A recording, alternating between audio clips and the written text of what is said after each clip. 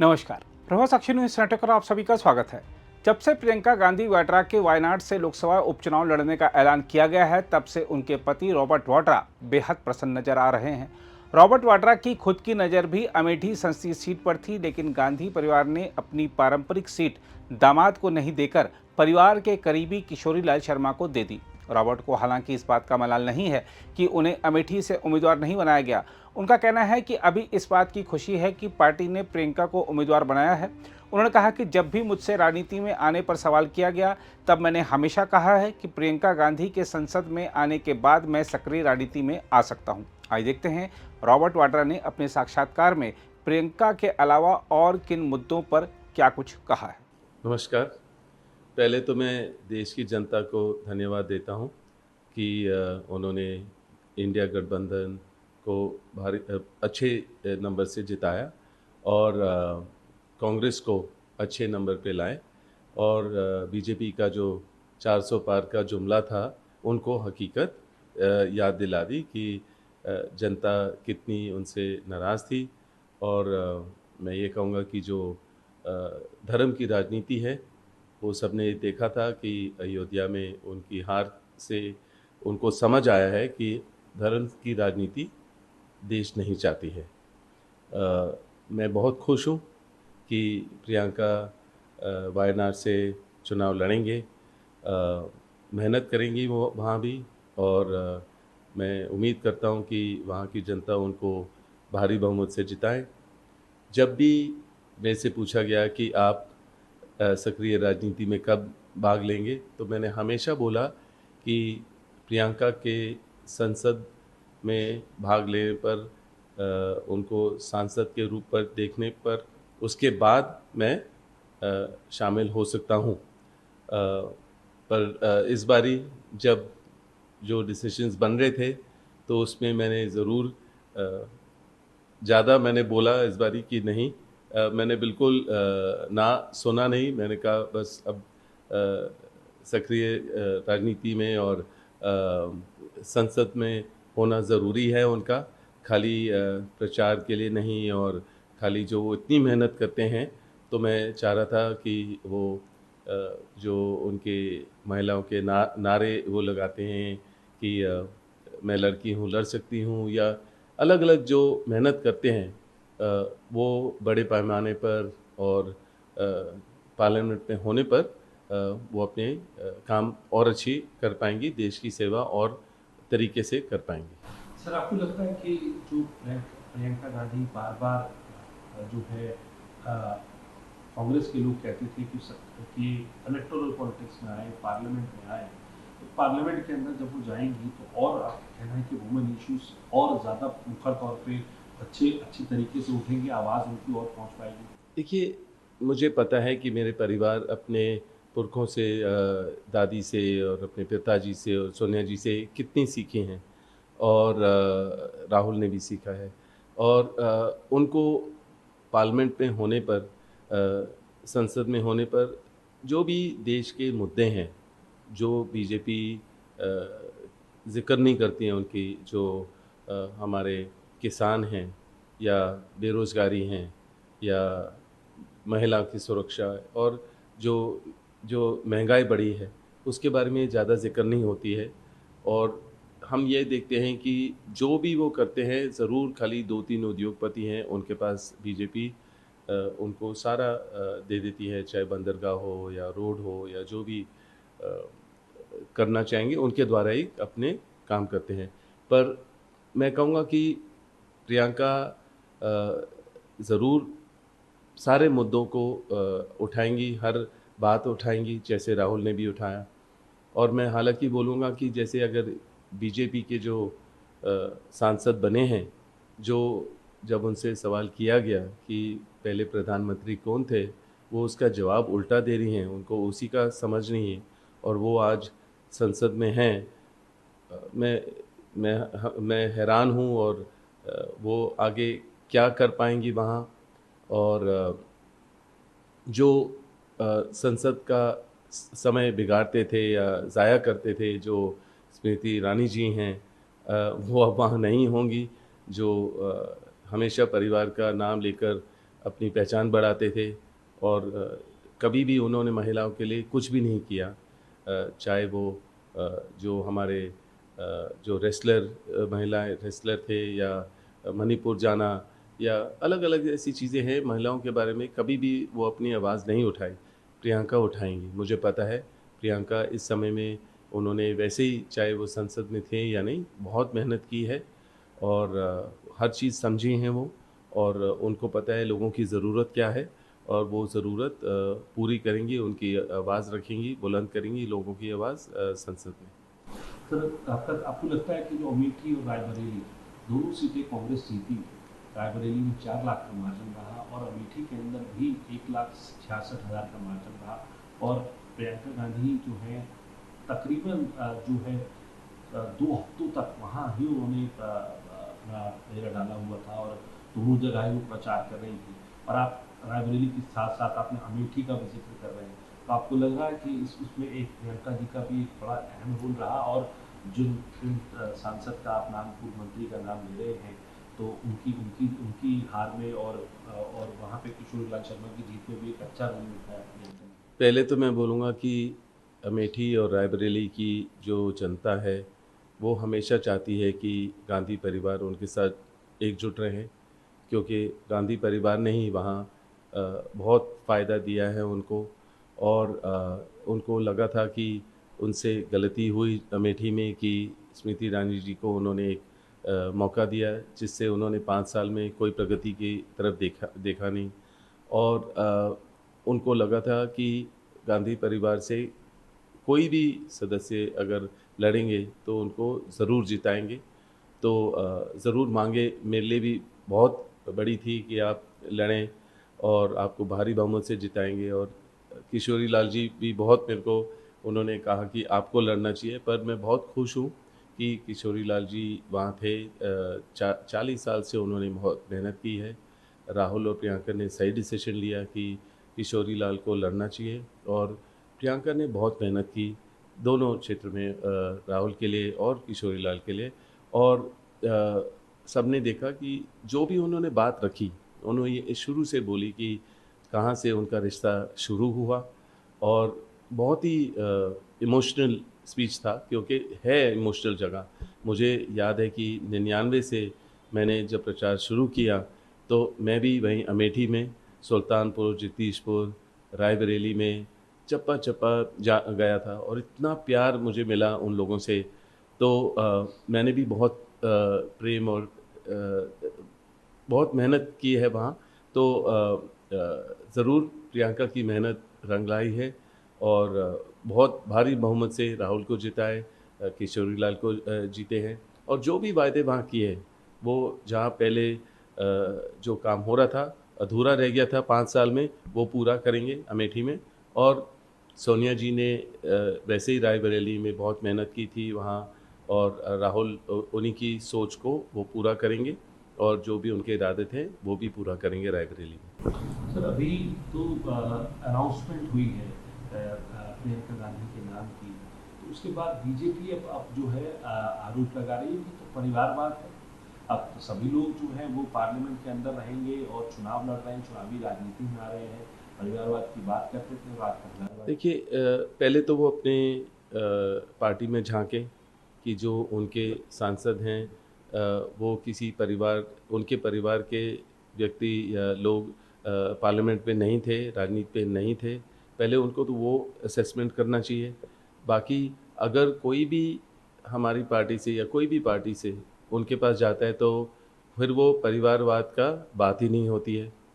आप जो जिन लोगों को उन्होंने जिस तरीके से भी खींचा अपनी पार्टी में, वो भी सारे उनके पिताजी भी कांग्रेस में रहे, उनके परदादा भी काफ़ी लोग कांग्रेस में रहे और मतलब राजनीति में रहे, तो वो परिवारवाद की तो बात ही नहीं कर सकते, और जो भी वो कहते हैं आज देश उनकी बात सुनना नहीं चाह रहा है। अब वो जो उनकी सोच धर्म की राजनीति थी, वो भी सबने देखा, अयोध्या में उनकी हार हुई। तो देश इस तरीके की राजनीति नहीं चाहिए जो चाहती है, जो बीजेपी चाह रही है। और अभी तो उनका जो गठबंधन है वो भी बहुत हल्का है, वो भी कुछ पता नहीं कब टूट जाए। तो पर हम मुझे पता है, जो भी मेरा अनुभव है कि कोई नहीं चाहता है कि अब एक नया इलेक्शन हो, पर सबको पता है बहुत ही हल्की सरकार है अब उनकी। और ये जो बेकार जो ये आरोप लगाते हैं, ये परिवारवाद या ऐसे, अब कोई कोई उनको सीरियसली नहीं लेता है। सर, आपने कहा रायबरेली और अमेठी से हमेशा गांधी परिवार का नाता रहा है। वायनाड एक नया क्षेत्र है। 2019 में भी राहुल गांधी जीते, 24 में भी अब जीते हैं। 2 बार राहुल गांधी जीते हैं और अब वहाँ जाके भी उन्होंने ये कहा कि मेरे परिवार का ही मैं बीच में रहूँगा। तो अब प्रियंका गांधी उनका एक तरीके से रिप्रेजेंटेशन करेंगे। तो आपको उम्मीद है कि वायनाड से भी उसी तरीके का प्यार मिलेगा?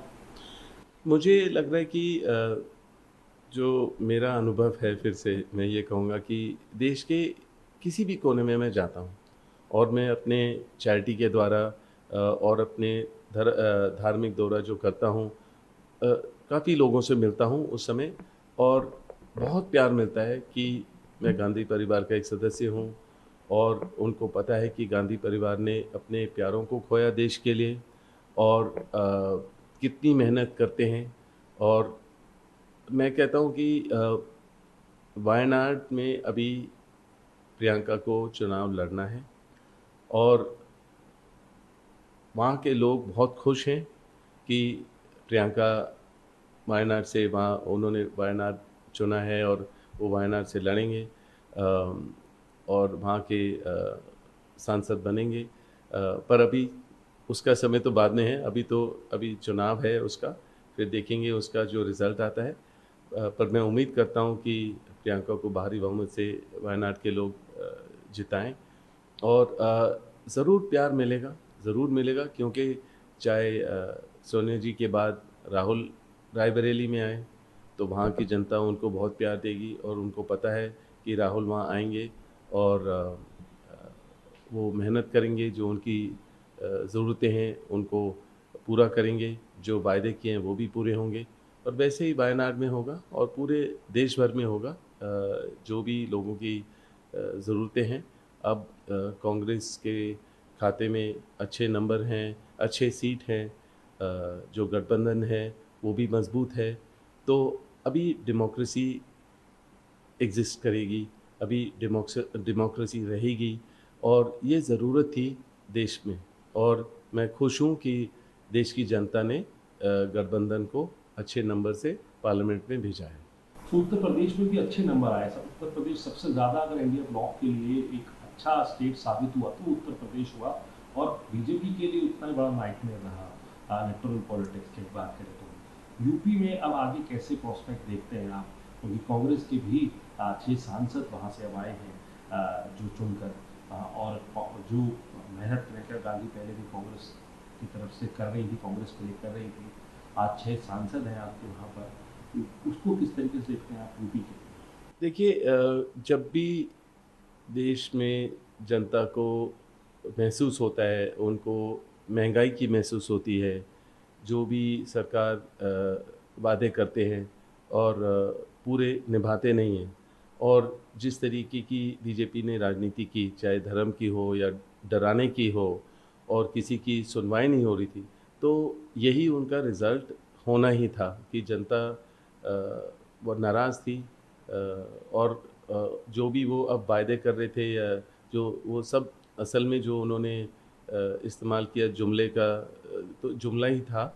और लोग जागरूक हैं, और मुझे लग रहा है कि जो रिज़ल्ट हर जगह में आया, और स्पेशली मैं बोलूँगा अयोध्या में और यूपी में, तो अब ये जो बदलाव का माहौल है वो जारी रहेगा। और मुझे लग रहा है कि लोग और भी गठबंधन के साथ जुड़ेंगे, दूसरे अलग अलग पार्टियों से। मेरे को लग रहा है कि गठबंधन में, इंडिया गठबंधन में शामिल होना चाहेंगे, और वो राहुल की मेहनत को समझ रहे हैं, और अखिलेश ने भी बहुत मेहनत की है, और इन जो यूथ है सब ज्वाइन करेंगे, सब शामिल होंगे और देश की प्रगति करेंगे, भेदभाव की राजनीति से दूर रहेंगे, और बेरोज़गारी और जो भी असल मुद्दे हैं जो महंगाई के हैं, उसके ऊपर ध्यान देंगे और प्रगति की ओर जाएंगे, चाहे यूपी स्टेट हो या महाराष्ट्र हो या अलग अलग जहाँ भी हमें वो रिज़ल्ट नहीं मिला कहीं भी, वहाँ भी बदलाव का माहौल है और हम उसको टच करेंगे। सर, राहुल जी को एलओपी बनाने के लिए पूरी मांग उठी, सभी सांसदों ने, बाकायदा कांग्रेस वर्किंग कमेटी ने इस बात का रेजोल्यूशन पास किया कि राहुल जी को नेता विपक्ष बनना चाहिए, लीडर ऑफ अपोजिशन बनना चाहिए। हालांकि राहुल जी भी कह रहे हैं कि फैसला जो पार्टी कहेगी वो मानेंगे और अभी सही समय पे फैसला उसको लिया जाएगा। आपकी राय क्या है? देखिए, एक तो मैं अभी सक्रिय राजनीति में नहीं हूँ, तो ऐसे डिसीजन मेरे को मैं उसमें शामिल नहीं हूँ अभी, तो उसका मुझे अभी क्लियर पता नहीं। पर मैं क्योंकि राहुल को समझता हूँ, मेरी जैसे उनकी दोस्ती है, मेरा भाईचारा है, मेरा ये है कि वो मेहनती आदमी है और वो अगर लीडर ऑफ ऑपोजिशन बनते हैं, अच्छा ही होगा और पूरे गठबंधन के लिए, पूरे कांग्रेस के लिए। और वो असल में वो मुद्दे उठाएंगे, वो जो ज़रूरत है, जैसे अभी उन्होंने जो स्टॉक मार्केट की बात की कि जो बीजेपी के लोगों ने बोला और उसके बाद मार्केट गिरी और फिर उठी, तो इस तरीके की जो फ्लक्चुएशन होती है और तो वॉलेटाइल जो मार्केट बनता है, तो ये पॉलिटिक्स और ये मार्केट वगैरह सब अलग अलग होना चाहिए।